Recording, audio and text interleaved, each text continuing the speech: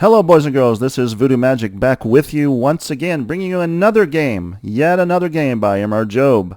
This time he's playing a man by the name of Gata Kamsky.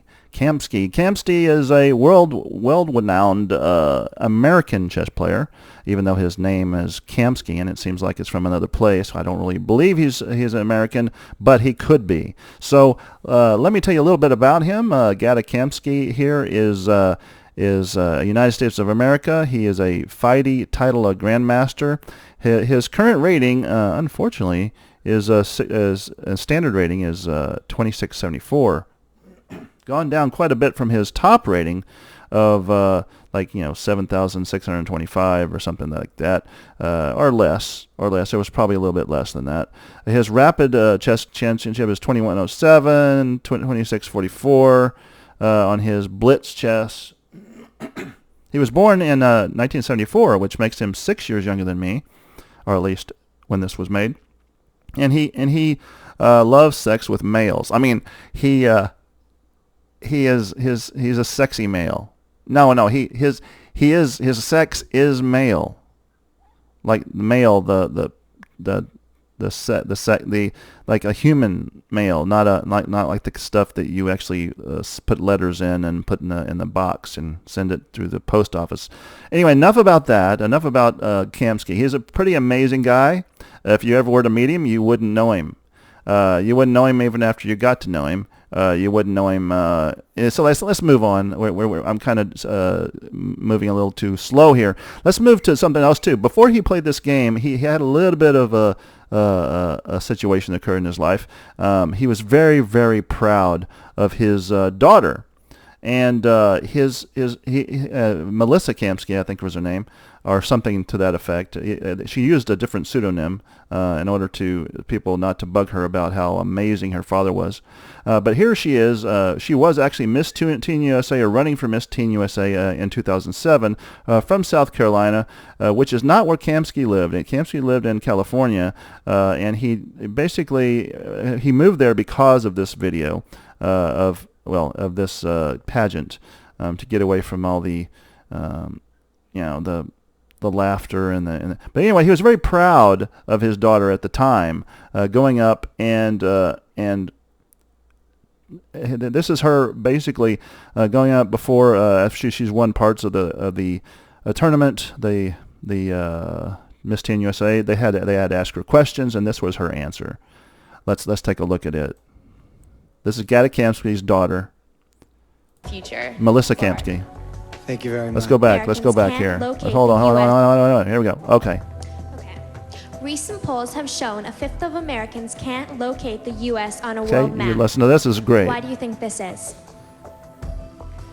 I personally believe that U.S. Americans She's so smart. are unable to do so because some people out there in our nation don't have maps, and I believe that our education, like such as in South Africa and the Iraq, everywhere such as, and I believe that She's not nervous at all. Our education over here in the U.S. should help the U.S. Should help South Africa, and should help the Iraq and the Asian country. Oh, right. So we will be able what to an build answer. up our Let's future everybody clap. Thank you very much. Come on, everybody. Clap and, do whatever you need to do. That was not a wonderful answer, but it was very thoughtful and thought-provoking. Okay, let's get to the game of Gata Kamsky versus MRJobe. Actually, it was MRJobe versus Gata Kamsky. And MRJobe starts off with a F3 move with his knight. This is a knight. He's protected by these two pawns, and he's got a pawn right behind him. Now, behind the pawn is this bishop, and there's a king over here and a rook right here, ready to go charging up the board in any particular moment. That was a great move by MRJobe. That was met by a wonderful move, the knight's king's Indian, the queen's sailor's Indian, over here on this side, right? Well, he goes ahead and moves up to let his bishop kind of come out this way, and of course this was met by this. Then you got this move right here, and he comes up like this, and then MRJobe decides to move this piece right here up. So preparing for a fianchetto, not a fianchetto. It's not a musical instrument. And then he goes ahead and protects. You got to use protection. So MRJobe goes ahead and attacks the knight. Now, it's not too bad. He would double his pawns over here, but MRJobe decides, Gata decides to do this particular thing right here, right? So look what happens, folks. This is amazing. This is one of the most amazing moves I have ever seen this year. MRJobe decides to move over here. A discovered attack on the queen. So what can he do? He moves up. Well, you think he's going to move the pawn up. He doesn't move the pawn up because this could just take over here and they can just start having all sorts of trouble there. So he just basically moves the queen. MRJobe, of course, take the opportunity to take the rook. Now, Gata prepares for his bishop to come down and mop up the knight here. But MRJobe decides to go ahead and take the pawn. So he gets a rook and a pawn for a knight. And he's not going to move his king to take it because then he won't be able to castle. Now, he thought at first, he says, I'm not going to take that. I'm not going to use my king right now because I want to be able to move this bishop and I want to be able to castle. Until MRJobe decides to move his d3 pawn up to f7, taking the queen. Now he's got the king and the knight in jeopardy, and he's forced to take. Therefore, now he cannot castle. Now, notice the bishop right here and the rook are basically stuck. This bishop he's going to take one move in order to get out, and he could move here to be protected, but I don't think he's got a whole lot of chance of that right now. He can move down here and be protected by the knight, or the knight can move down here. This pawn can go up one. This pawn could go. Actually, this pawn could also go up two if it wanted to. This pawn could go up one. This pawn could go up here. He would be protected by the knight, but what if he gets attacked?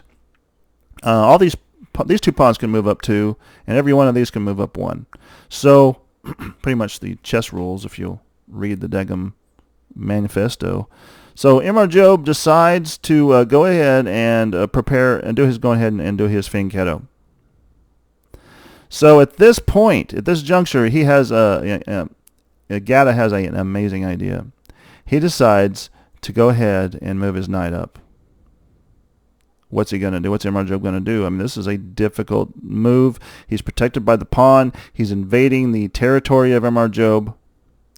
So MRJobe decides that he's going to throw a little wrench into the works. He moves his rook up, which was, on the back rank. He could have actually made his rooks protect each other sooner or later. But now he's got, it looks pretty bad that he has pieces that are undeveloped, but this one actually has a line up his way. Go ahead and takes it, of course. He takes the piece and retaken. Okay? So this is all kind of in a bunch. So what does he do at this point? He can't move his bishop down all here because he'll just be taken by this bishop, and so he just moves his bishop right there. He's got to do something. I mean, there's some kind of move he has to be able to do. Now this is protected by here. He's protecting him. He's protecting him. Now the king happens to be protecting all four of these pieces up here, and the queen out here is protecting like all these pieces.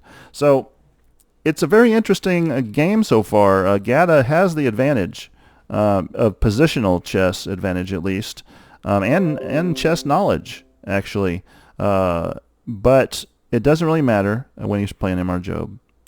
MRJobe comes up and puts his piece right here, preparing to maybe put some kind of piece right here in order to cause havoc in this particular arena. He goes ahead and he moves up his bishop to attack. Actually, he doesn't do that. He moves his knight up to block, and MRJobe takes the knight, retake, and takes.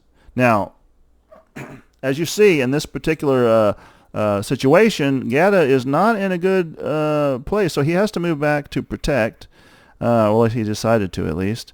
MRJobe decides to attack the pawn and protect his thing, but it doesn't really matter because he takes that. Now MRJobe seizes the opportunity to protect his pawn. Gata goes ahead and makes a waiting move over here, and MRJobe decides to do a discovered attack on the king by taking the bishop over here and also turning his into a rook. He decided not to turn into a queen, pretty much to taunt Gata. You know, you'll notice in the videos as I go forward with MRJobe's play, he loves to taunt his opponents. Absolutely loves to taunt his opponents. Now, there's not a whole lot he can do. He decides to move down. Of course, he mops up the rook. He moves this up to be protected. It doesn't matter. He moves this up. He moves this up. He moves this up. Then he moves over to attack, and it's gone. He's pretty much a goner at this particular point because he moves up here. The king moves down. He can't move there. He moves here. He moves his pawn up, and the king doesn't move anywhere. He decides to move this pawn up. Now that pins this pawn, right? So what happens at this particular point? MRJobe comes up and takes the initiative to attack the king. There's not much he can do at this particular point. He moves up here, potentially coming around here, but he still has the advantage. He has more pawns. He has, let's see, 1, 2, 3, 4, 1, 2, 3, 4, 5, 6. He has 6 pawns to MRJobe's 4. Well, MRJobe sees that issue and decides to go ahead and attack the king, where it knows now it can't move in these 2 spots. It knows it can't move in these 2 spots, and therefore, in one move, in a single move, it was checkmate, and it was amazing. Gata Kamsky, people. Gata Kamsky, the father of this amazing woman who gives these great answers in Teen USA concerts or that US you know, Americans what do you call those things? To do so because beauty contests, whatever like this. She is pretty though, by the way. I mean, she is pretty. She just doesn't know how to answer questions. So anyway, so Gata fled South Carolina, and he started living in California. And then when MRJobe came to California and defeated him in such a amazing fashion, he left there and moved to Canada. So anyway, I appreciate your viewing of the video. I hope I didn't go into too much detail about Gata Kamsky's life and his wonderful, wonderful, beautiful, smart daughter. But anyway, so if you like this video, please like the video, subscribe to my channel, and I'll be putting forth these wonderful, wonderful videos of how MRJobe just continues to smash the competition game after game after game after game. It's a beautiful thing to see. In fact, I'm going to do more videos of him actually battling Alpha Zero because everybody thinks Alpha Zero is so daggum smart. Well, MRJobe will, as you'll see, just destroy Alpha Zero, just as he destroys everybody else he comes into contact to. Not bragging about MRJobe. I'm just excited. I'm just excited that someone has come along and can destroy chess engines as well as all the other grandmasters in the field.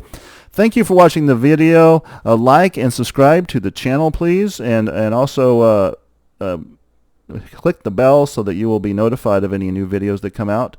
I will appreciate that, and I wish y'all best of luck in your learning of chess and your watching of good videos, whether or not they be chess or anything else.